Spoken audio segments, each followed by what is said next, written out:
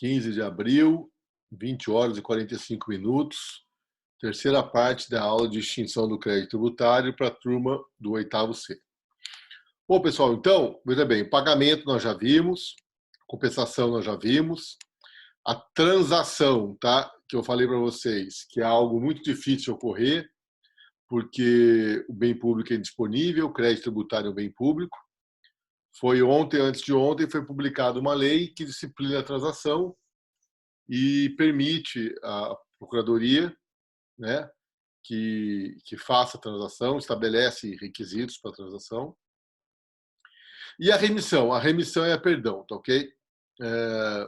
Recentemente foi publicada uma lei que remia os créditos de natureza tributária da União, constituídos há mais de 20 anos, tá? Remissão é o perdão, tá ok? De tempos em tempos aparece aí a remissão. Depois, o código fala em prescrição e decadência. Então, a prescrição e a decadência também vão fulminar o crédito tributário. Próxima aula, nós vamos falar de decadência e de prescrição, tudo bem, gente? Então, eu não vou falar agora nessa aula, porque decadência e prescrição em matéria de direito tributário são questões muito importantes, são muito relevantes, porque muitas vezes, no contencioso judicial tributário, a única tese que você tem para arguir é a decadência e a prescrição. Tá? E nós vamos ver isso na aula que vem. Bom, conversão do depósito em renda. Então, vamos lá. Como eu falei, ela passada para vocês. Eu entro com uma ação anulatória do crédito tributário. Aí, eu deposito o montante integral. Qual é a consequência?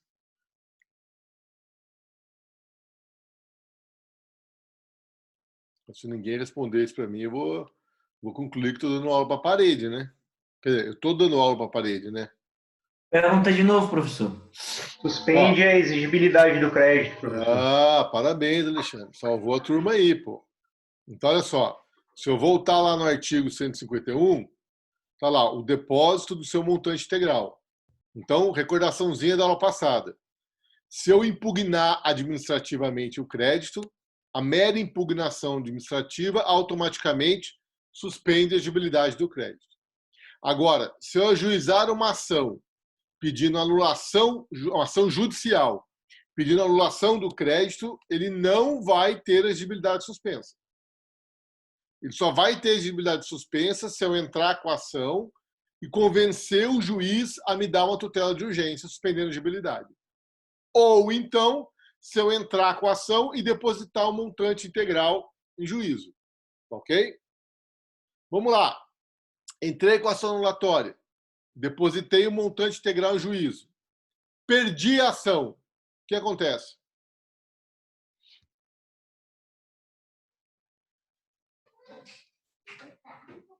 O montante do depósito vai ser pago. Automaticamente o depósito ele vai ser retido, né? Não? Leia aqui o 6 aqui, ó. A conversão do depósito em renda. Então, se eu entrar com uma ação anulatória do crédito tributário, depositar o montante integral em juízo, se eu ganhar a ação, esse depósito volta para mim. Agora, se eu perder a ação, o depósito será convertido em renda em favor da Fazenda Pública e vai extinguir o crédito. Entenderam? Por isso que é interessante, quem pode, quando for entrar numa briga judicial tributária, depositar o montante integral. Você pega o valor que você ia pagar no tributo, em vez de você pagar no tributo, você deposita em juízo. Suspende a exigibilidade, você vai brigar. Se lá na frente você perder, vai converter em renda e acabou. A única coisa que você vai ter que pagar lá na frente são os honorários do advogado da Fazenda Pública. Entenderam, gente? Sim ou não? Lá... Entendeu? Beleza. Então é muito importante isso, tá? A conversão do depósito em renda em favor da Fazenda Pública extingue o crédito tributário. Ok? Aqui, gente, no inciso 7, nós temos o pagamento antecipado e a homologação do lançamento nos termos do disposto no artigo 150. Gente, esse dispositivo aqui, eu tenho uma ressalva com ele, tá?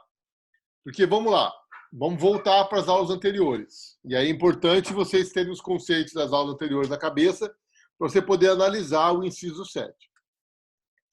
O contribuinte vai lá, constitui o crédito. Ou o contribuinte constitui o crédito. Aí ele faz o pagamento. O que ele aguarda? Vou tomar o meu refresco enquanto vocês pensam aí. Vamos lá. Vamos lá, gente. O próprio contribuinte constituiu o crédito. Efetuou o pagamento do crédito que ele constituiu. O valor que ele constituiu, ele foi lá e pagou. O que ele aguarda? A extinção. E aguarda a homologação, professor. Ele aguarda a homologação da Fazenda Pública, que pode ser tácita ou expressa. Então, eu constituo o crédito e efetuo o pagamento. Ok? Aí eu aguardo. Se em 5 anos a Fazenda Pública não me questionar, está tacitamente homologado. Se a Fazenda Pública me questionar através de um procedimento administrativo fiscal e concluir que eu fiz corretamente, vai homologar expressamente, que é a coisa mais difícil de acontecer. Ok? Então, olha só. Quando o contribuinte constitui o crédito e efetua o pagamento, ele vai aguardar a homologação. Ok? Pergunto eu a vocês. A homologação extingue o crédito? Sim. Informação. Falta bastante. Falta uma hora aí. A homologação extingue o crédito? Nunca? Dá oi para a turma aqui. A homologação extingue o crédito, gente?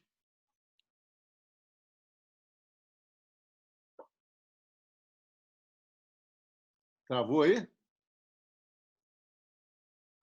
O professor acha que extingue, porque a confirmação... Mas, Cleilson, o crédito que eu constituí já não estava extinto com o pagamento que eu fiz?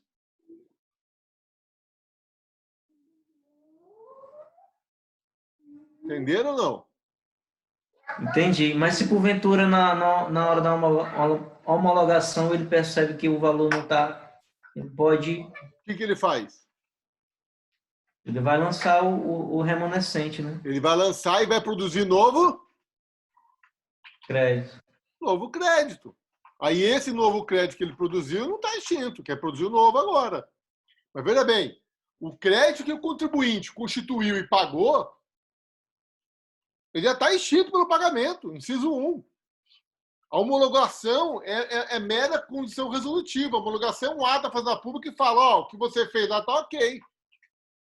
Porque se a Fazenda Pública se recusar a homologar, o que ela vai fazer? Ela vai lançar a diferença de ofício e vai constituir novo crédito. Aí tudo bem. Esse novo crédito constituído pela Fazenda vai ter que ser extinto pelo pagamento. Entenderam?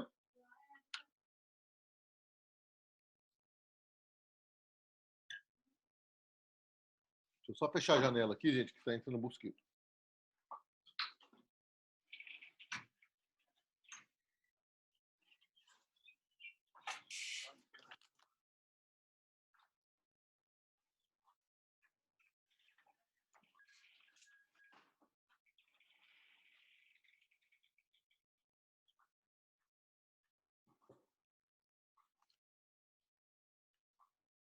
A trepadeira aqui em casa que está impedindo a janela de fechar. Só a BO, né? Estão entendendo, gente? Então, assim, esse inciso 7 aqui, eu não concordo que a homologação do lançamento extingue o crédito. Porque, a não ser que eu homologue um crédito que não esteja pago. Aí eu também tenho uma outra dúvida. Pode a Fazenda Pública homologar um crédito que foi constituído corretamente, mas que está pendente de pagamento? É uma outra dúvida, tá? Tem gente que entende que sim. Tem gente que entende que não. Então, se você entender que a Fazenda Pública pode homologar o crédito, independente de ele estar pago, Aí tudo bem. Senhor, mas se a fazenda homologa um Mesmo assim não crédito está sem extinto, ele né? estar pago, Não está extinto também, concorda? e a fazenda pode renunciar a essa receita, por Uhum. exemplo? Não. Então, eu não Como concordo é que com... vai homologar um crédito que não Não, foi ele vai pago? homologar, ele pode dizer, o seu crédito que você constituiu está correto. Você não pagou, mas o que você fez está certo. Mas não acontece isso, imagina. Nem quando você paga, eles homologam. Então, assim, eu não entendo a homologação como uma causa extintiva do crédito, tá? A homologação é um ato que vai dizer o seguinte: o crédito que você constituiu está correto, mas ele já está extinto pelo pagamento. E se ele não tiver pago, ele também não vai estar extinto pela homologação. Ok? Entenderam a crítica aí que eu faço ao 7? Tudo bem, gente? Oitavo. Consignação e pagamento nos termos do disposto do parágrafo 2º, artigo 64. Gente, o que é ação de consignação e pagamento?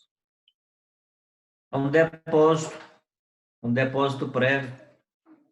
Não, mas para que se presta a ação de consignação e pagamento? Para, na verdade, evitar a mora, né? Os juros. Na verdade, é o seguinte: a consignação e pagamento é quando eu tenho dúvida para quem eu devo ou o que eu devo. Por exemplo, tinha um amigo meu que tinha uma casa que ficava ali na Água Quente. E ali é metade Taubaté e metade Pinda, se não me engano.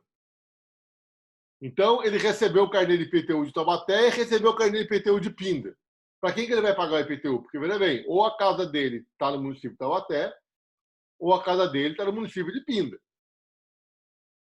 Só que ele recebeu o carnê de IPTU tanto de Taubaté quanto de Pinda. Para quem que ele vai pagar? Se ele pagar para Taubaté, Pinda inscreve ele em dívida e executa ele. Se ele pagar Pinda, Taubaté inscreve ele em dívida e executa ele. Então, você veja, há uma dúvida de quem é o sujeito ativo. Nesse caso, ele move uma ação de consignação e pagamento. Ele vai até o Poder Judiciário e fala: estou recebendo IPTU de Taubaté e de Pinda. Ele pega o valor maior, deposita em juízo. Ele faz a consignação. E ele fala: vocês decidam em quem é o credor. A hora que vocês decidirem quem é o credor, vocês me informam e extinguem o crédito. Entenderam? Sim ou não, gente? Às vezes, existem atividades econômicas que eu não sei se é processo de industrialização ou se é processo de prestação de serviço. Se for prestação de serviço, é devido ISS. Se for industrialização, é devido IPI. Que nem recauchutagem de pneu, atividades gráficas. Então, se você tiver na dúvida, você faz o quê? Uma ação de consignação e pagamento. Você vai lá e informa que você está na dúvida, que você não sabe para quem você deve, mas você sabe que você deve ou para um ou para outro. E aí você deposita em juízo, tá ok? E deixa a consignação rolar. Alguma dúvida?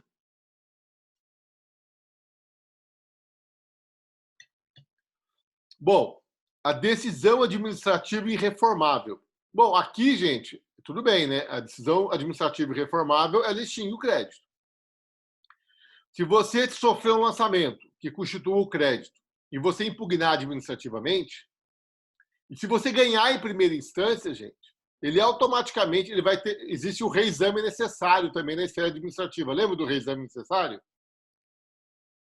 Vocês lembram do reexame necessário ou não? Se não tiver esse processo civil. Remessa necessária, né? Remessa necessária, né? Quando você ganha uma ação contra a Fazenda Pública, em primeira instância, independente da Fazenda Pública apelar para o tribunal, é obrigatório a remessa ao tribunal para que o tribunal veja se o juiz de primeira instância não errou. Tudo bem? É o envio necessário, né, Cleus? Como é o nome? É isso, Tem um remessa necessária. Remessa necessária. Remessa. Tá? Então, isso também ocorre na esfera administrativa, tá? Quando você ganha um processo administrativo em primeira instância contra a Fazenda Pública, também há a remessa necessária para o órgão de segunda instância colegiado. Bom, chegou lá, se você ganhar de novo, né, vai chegar uma hora que não vai ter mais recurso. Aí aquela decisão administrativa transita em julgado. Se ela for favorável ao contribuinte, ela extingue o crédito, tudo bem? A mesma coisa com a decisão favorável ao contribuinte, que julga procedente uma ação anulatória. Ela também vai extinguir o crédito. Só que tem que ser transitado em julgado.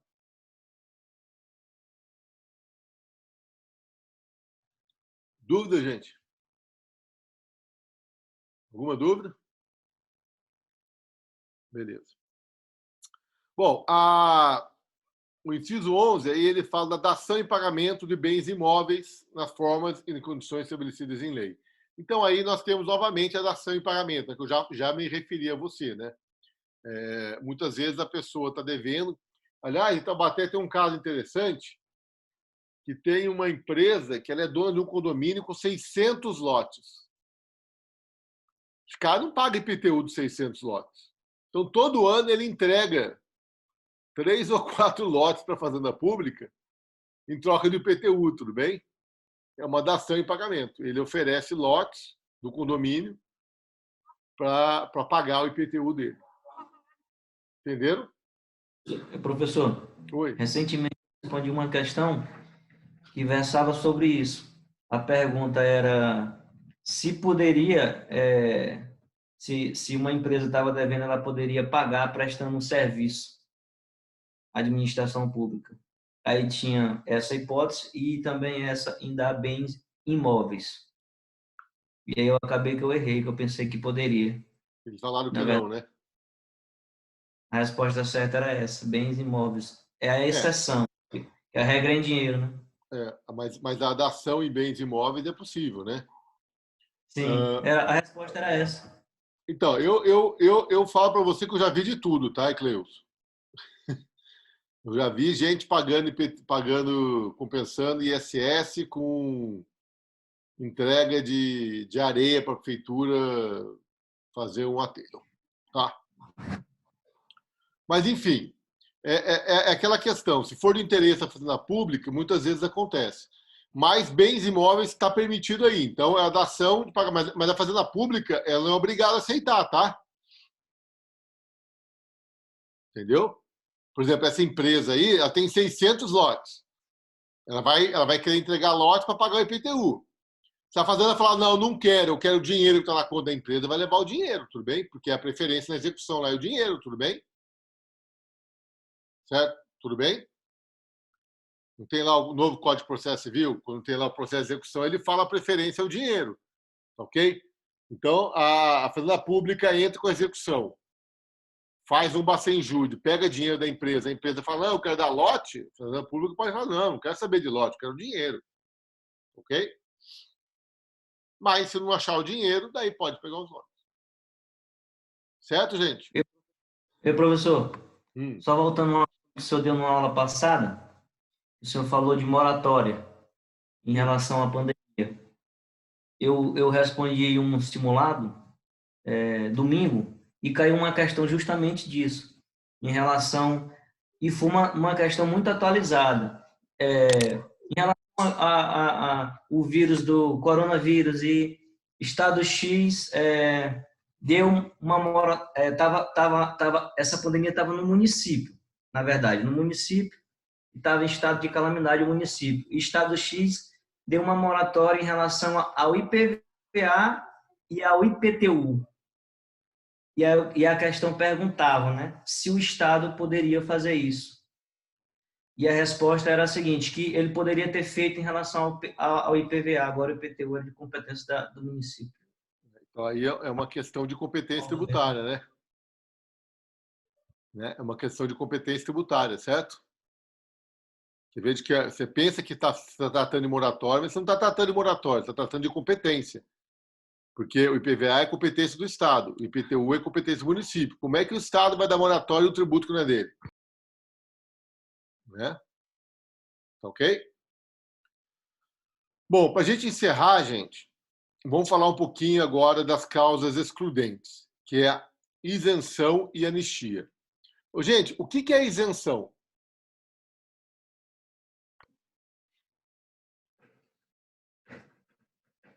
Eu vou abrir um slide aqui para vocês da aula passada.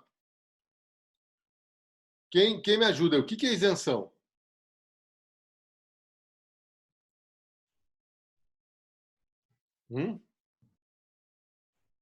Isenção é quando o ente administrativo, por algum motivo, ele isenta aquela pessoa de pagar, talvez por motivo econômico ou algo do tipo relacionado. Beleza, mas eu estou te perguntando, vou perguntar de novo. O que é isenção? Porque você falou, isenção é quando uma pessoa política isenta.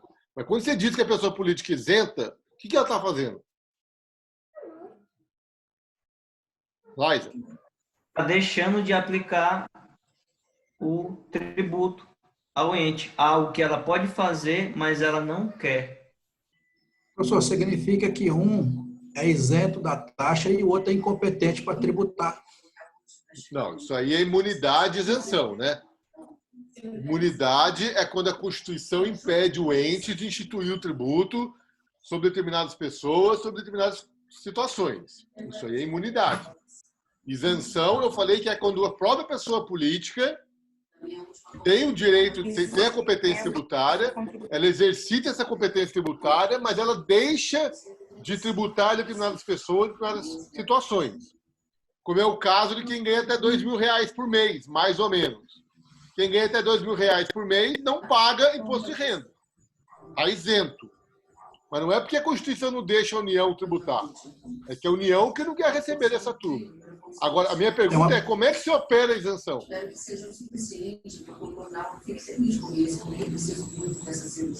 Isenção é a exclusão do crédito tributário, não é?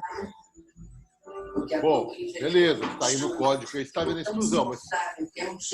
Mas é uma prerrogativa do ente tributante também, né? De fazer ou não. Esse é o Edson. Abaixa a televisão, só está assistindo a novela, está muito alto. Vamos lá, gente. Como é que se opera a isenção? Eu entendo que o ente impede que incida a hipótese tributária. Então, lá na década de 60, Carolina, quando o código foi feito, tá? A isenção estava aqui, ó, no pagamento. Está vendo aqui a tela, natureza jurídica declaratória? O que era isenção? Era dispensa do pagamento. Então, na década de 60, se entendia que ocorria o fato gerador, a hipótese incidia, nascia a obrigação, o crédito era constituído, mas isenção era hipótese de dispensa do pagamento. Por isso que é excludente, não é extintivo, entendeu? Entenderam agora, gente? Liza está olhando com uma cara assim. Entendi, professor, entendi. Então, veja bem. Lá na década de 60, se entendia que a isenção se aplicava aqui, era dispensa do pagamento. Só que daí veio a doutrina de direito tributário e falou, não. Na verdade, a isenção é uma norma que impede a regra matriz de incidir. Ela está aqui, ó, ela trava a incidência aqui. Ó. Ela não deixa nem a obrigação nascer. Então, vocês veem que mudou. Primeiro se entendia que era dispensa do pagamento. Aí depois passou a se entender que a norma jurídica isentiva impedia a incidência da regra matriz. Quem desenvolveu essa teoria foi o professor José Souto Mor Borges, lá de Pernambuco. Aí veio o professor Paulo Bastos Carvalho e falou assim, não, isenção não é uma norma jurídica que impede a regra matriz de incidir. Isenção é um enunciado prescritivo que mutila a regra matriz. Ele vai lá e dá uma facada na regra matriz, impedindo a regra matriz de alcançar todas as situações. Estão me entendendo? Então, por exemplo, imposto de renda, regra matriz, auferir renda. Aí vem falar, para quem ganha até R$2.000 por mês, está isento. Então fala, auferir renda superior a R$2.000. Você veja que mutilou a regra matriz, concorda? Porque antes do enunciado prescritivo da isenção, qualquer um que oferisse renda tinha que pagar. Agora não, só quem ofere renda acima de R$2.000. Então, na verdade, existe uma evolução do Instituto da Isenção. Tá? Primeira dispensa do pagamento, depois é a norma jurídica que impedia a norma jurídica tributária de incidir, e agora se entende que são enunciados que vão trabalhar junto com a regra matriz. Vão mutilar algum dos critérios da regra matriz. Quem descreve muito bem essa evolução teórica da isenção é o professor Roque Antônio Carrasa, no livro dele, Curso de Direito Constitucional Tributário. Lá ele tem um capítulo destinado à isenção tributária e nesse capítulo ele explica muito bem como é que foi a evolução doutrinária da isenção. Tudo bem? Então vejam que a isenção, lá na década de 60, era vista como dispensa do pagamento. Então, era uma causa excludente do crédito. Certo? Hoje, eu já não sei mais se dá para ser visto assim. Mas se o crédito tributário for constituído contra a minha pessoa e eu estiver isento, eu posso pedir a exclusão do crédito pela isenção. Aí, tecnicamente falando, eu não vou pedir a extinção, eu vou pedir a excludente, tudo bem? Para ficar adequado ao código. Vem lá.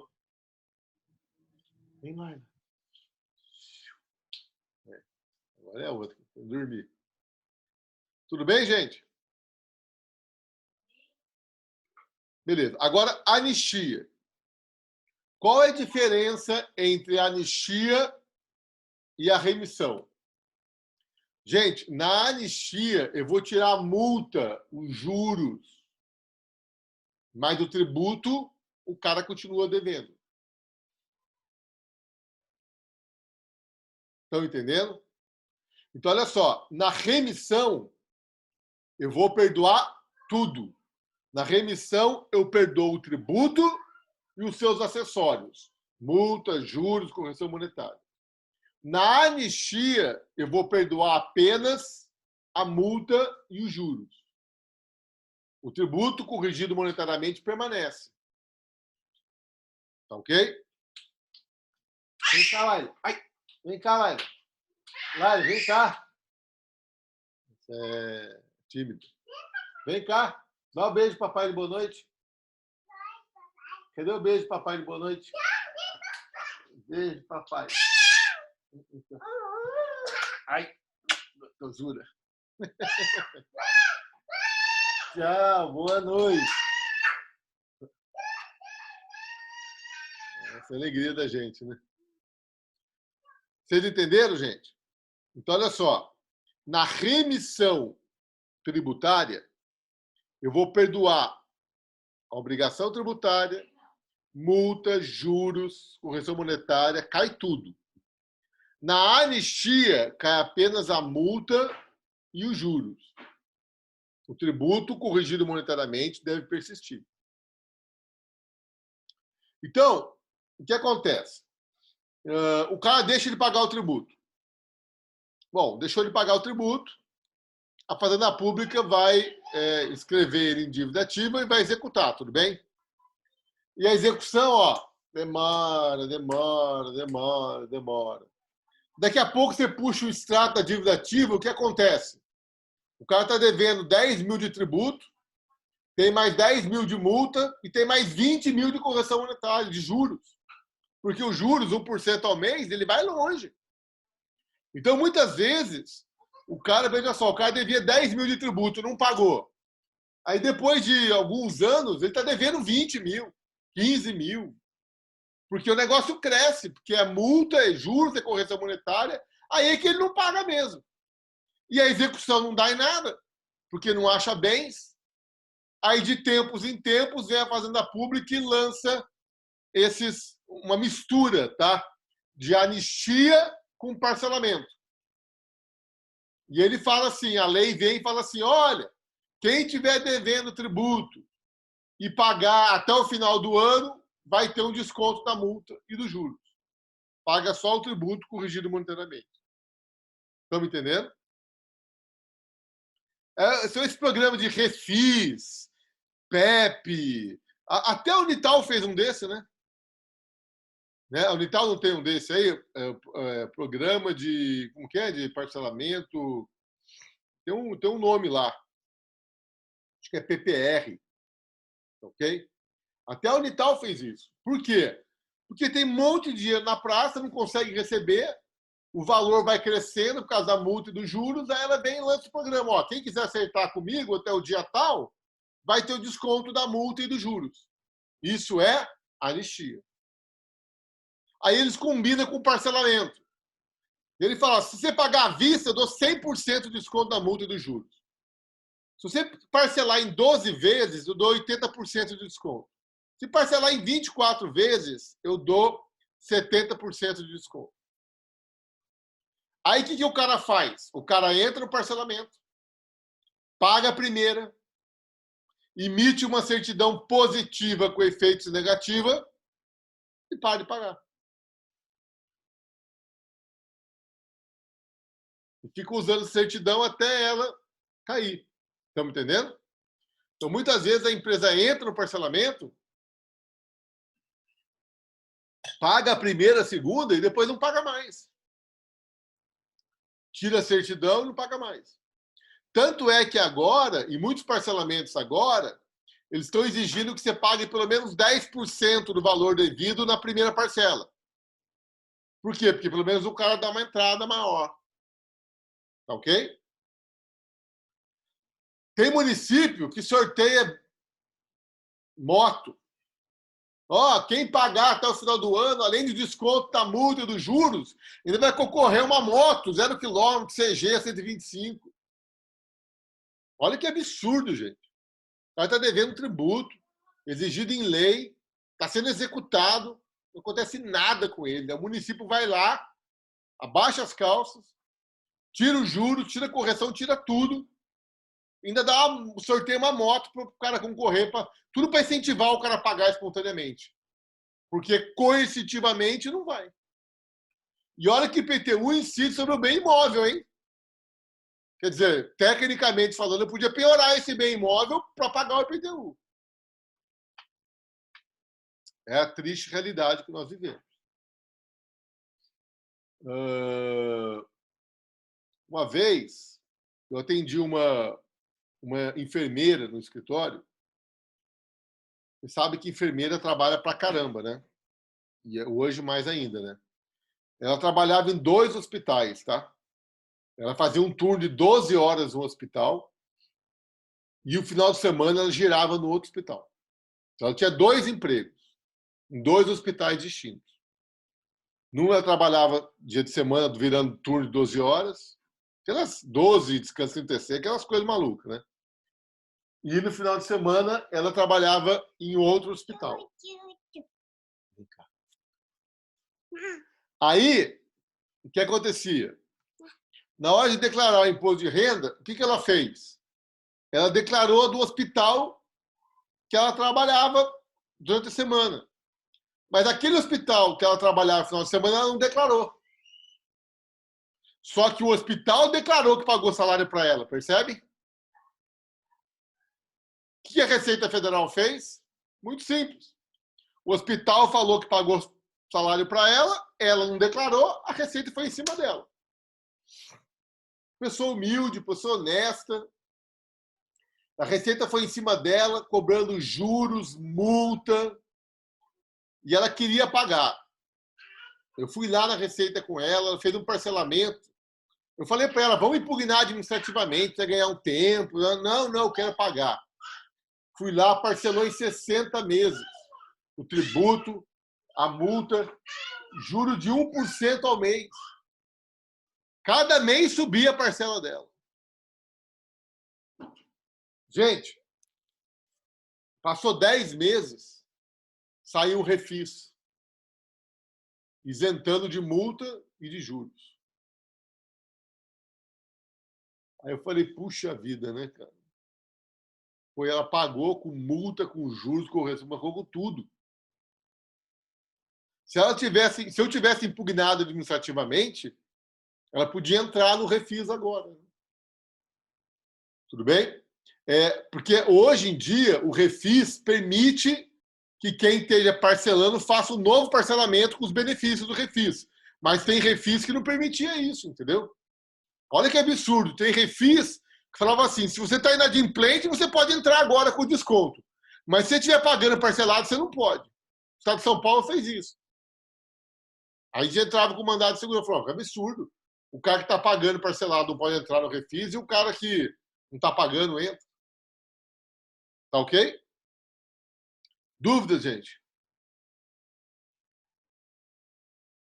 Ó, vai cair a conexão aí, tá? Eu vou encerrar por aqui. Aula que vem a gente vai falar de decadência e prescrição, tudo bem? Show, professor. Beleza, professor. Obrigado, boa noite.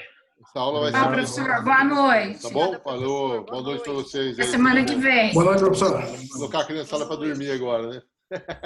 Tá na hora. Até semana que vem, professor. Falou, valeu. Boa noite, gente. Tchau, tchau.